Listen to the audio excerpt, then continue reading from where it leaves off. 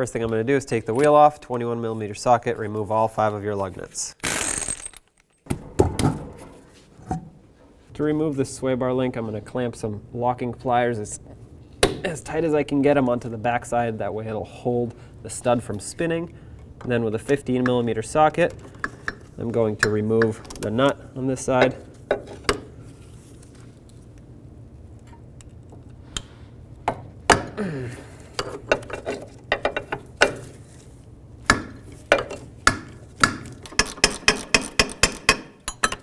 Remove this nut, and now let's do the same to the top part of the sway bar link.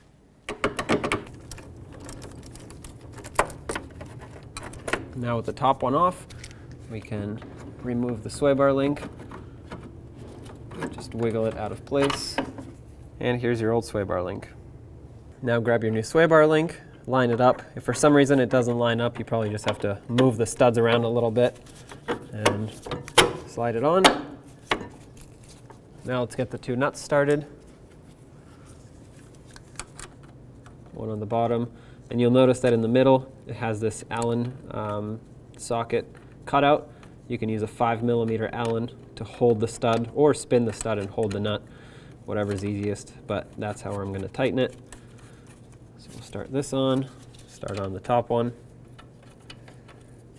I'm going to put my 15mm ratchet on, 5mm Allen, and now tighten this up. Okay, I'm doing the top one now. Let's snug up the bottom one as well. All right, now that this is snug, let's make it nice and tight. Do the same to the top one. All right, perfect, nice and tight. Let's get the wheel back on. Start on all 5 of your lug nuts, snag them up, and torque them to 83 foot-pounds. 83 foot-pounds.